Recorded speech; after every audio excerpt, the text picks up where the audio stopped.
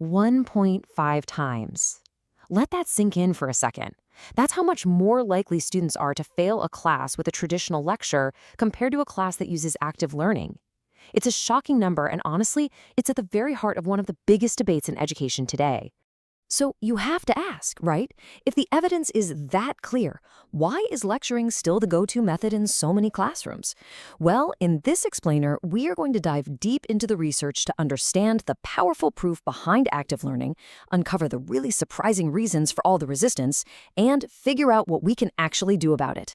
We're going to approach this whole thing like an investigation. First, we'll look at the foundational proof, the hard evidence. Then, we're going to face the tough reality of what's actually happening in classrooms. After that, we'll uncover this fascinating paradox that kind of explains everything before, pulling it all together into some clear takeaways and a practical playbook you can use. Okay, let's start with the bedrock, the absolute foundational evidence. This is the single most comprehensive analysis on the topic, and it's where we need to begin to build our case. So a team led by Scott Freeman did something huge. They ran a massive meta-analysis. Now, instead of just doing one study, they combined the results of 225 different studies. This gives us this incredibly powerful big picture view. And their core finding? It was completely unambiguous. Students in traditional lecture courses were 1.5 times more likely to fail. To put it another way, lecturing led to a 55% increase in failure rates. The impact here is it's a 5 out of 5. You can't ignore it. And you don't have to be a statistician to see it. The visuals make this crystal clear. The bar chart on the left, it shows the vast majority of studies found that active learning lowered failure rates. But the graph on the right, the density plot, gives us an even sharper picture. See how the active learning curve is pushed way over to the left? Its average failure rate is down around 22%. The lecture curve, though, peaks much, much higher at almost 34%. The visual evidence is just undeniable. And you might be thinking, okay, but was this just a fluke in one subject? Nope. The data shows this positive impact holds true across all STEM disciplines. We're talking biology, chemistry, engineering, computer science, you name it. This is not some isolated thing. It's a really robust, consistent finding.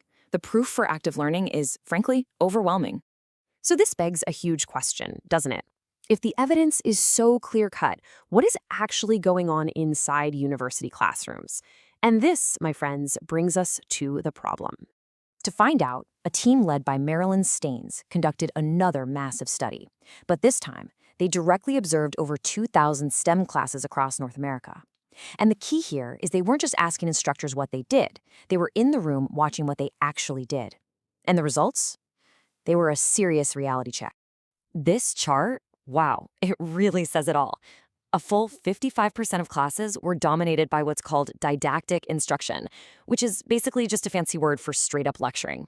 Only 27% were primarily student-centered, and that's the category where most active learning actually happens.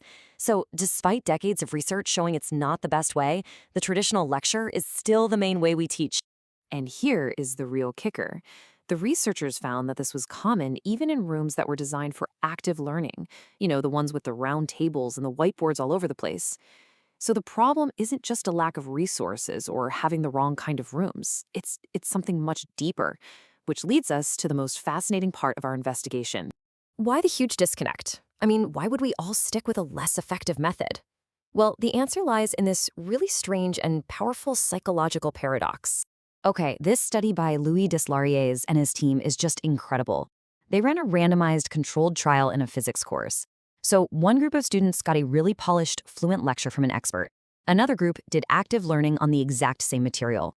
Afterwards, they were all tested. But, and this is the crucial part, they were also asked a very simple question: how much did you feel like you learned? And right here, this is the paradox, laid bare. Students consistently reported that they felt like they learned more from the smooth, polished lecture.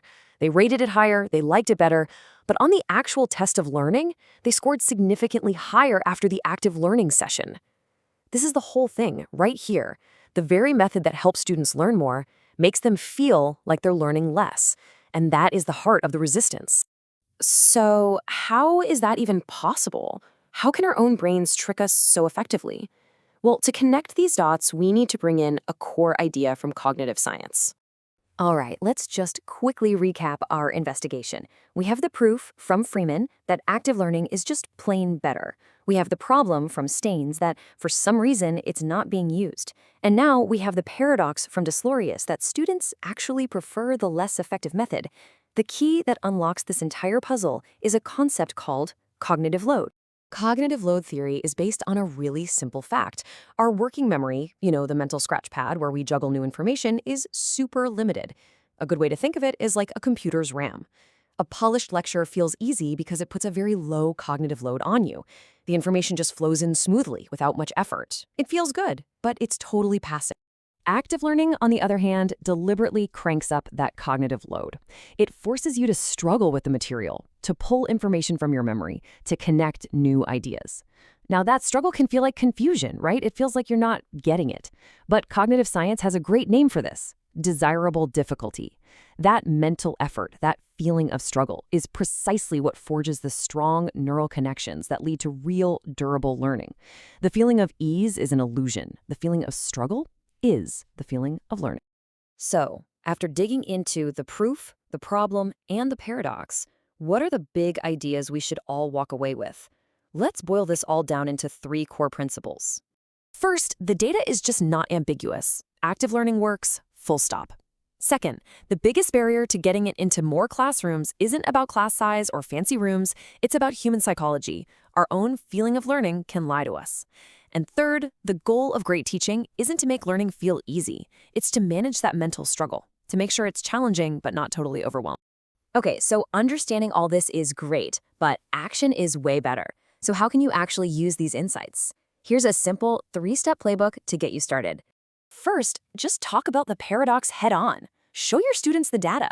Explain to them that if it feels hard, that's a good sign. It means it's working. Just warning them ahead of time can completely change their perception. Second, you don't have to get rid of lectures, just chunk them. Lecture for maybe 15 minutes, then stop for a quick activity like a think pair share.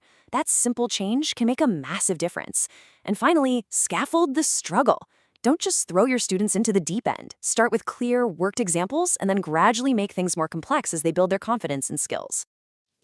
When you really look at it, this whole body of research points to a big shift in how we think about teaching. The goal isn't just to cover material or to give a smooth presentation. It's to be an architect of an experience, to create the conditions where genuine, lasting learning can happen. And that leaves us with one last kind of provocative question to think about.